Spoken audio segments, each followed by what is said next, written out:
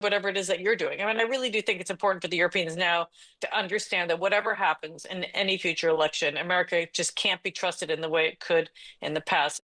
If you had any doubts about the wish of President Trump and the Trump administration to step back from its historic role as a pillar of the Western alliance, a defender of global freedom, a role it's had certainly over the last 80 years and more, we'll just take a look at the new US national security strategy and those doubts will vanish. Is there anything really surprising about that? Less than a year ago, Vice President J.D. Vance sent a very similar message at the Munich Security Conference. The threat that I worry the most about vis-a-vis Europe is not Russia, it's not China, it's not any other external actor.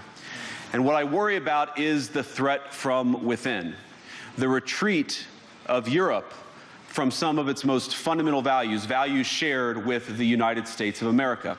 That's Vice President J.D. Vance speaking at the Munich conference. Now, we can get the thoughts of the former Director General of Rusi and a former official at the State Department in Washington, Karin Von Hippel. Hi to you, Karin.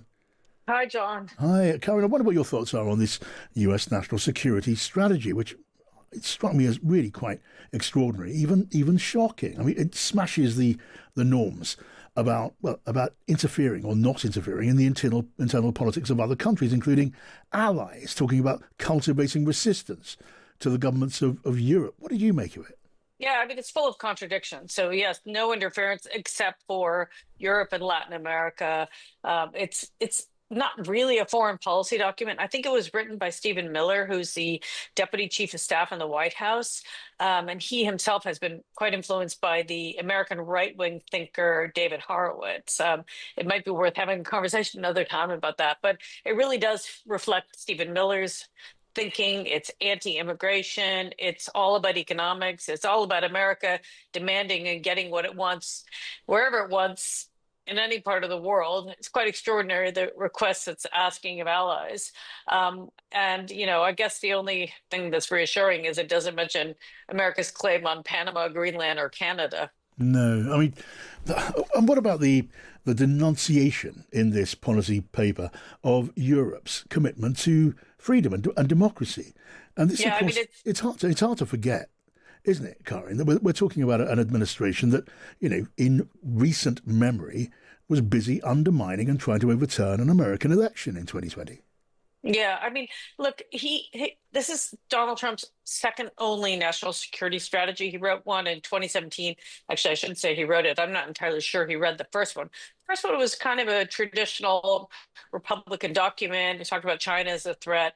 This one actually conforms to the way Donald Trump thinks. Yeah. I'm also not sure he's read it either, but certainly doesn't see Russia or China as a threat, sees the Europeans as too woke, probably not white enough when they make those comments about, European values and Western values.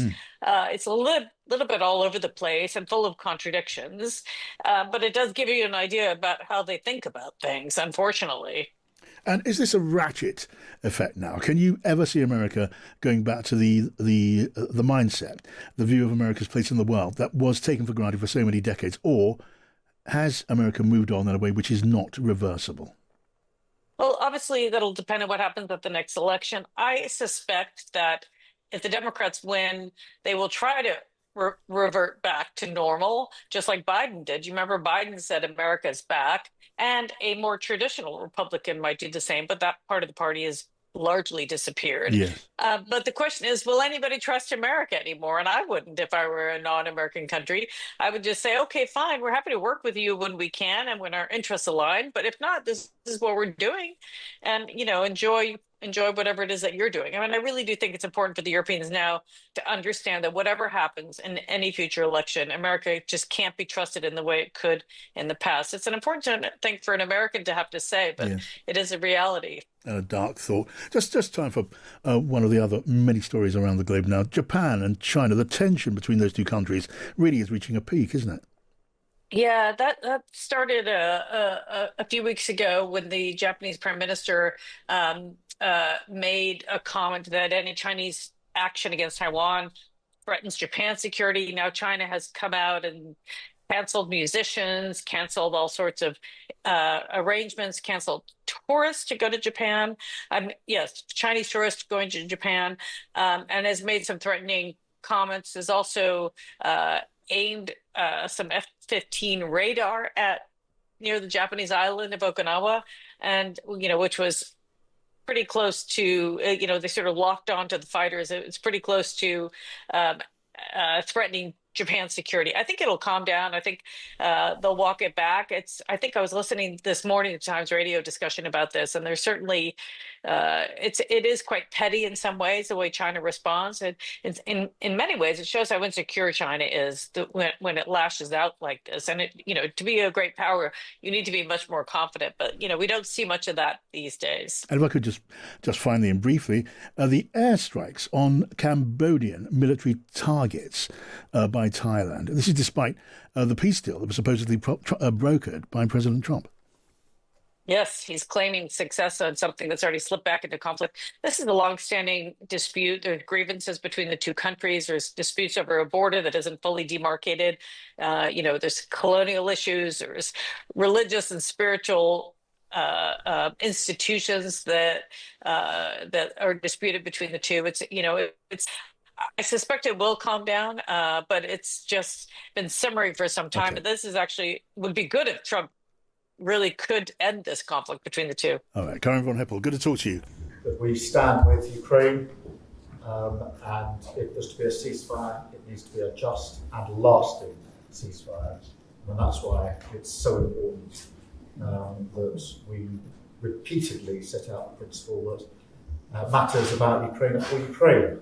And we stand here to support you in the conflict and support you in the negotiations, and make sure that this is a just and lasting settlement if we can get that far.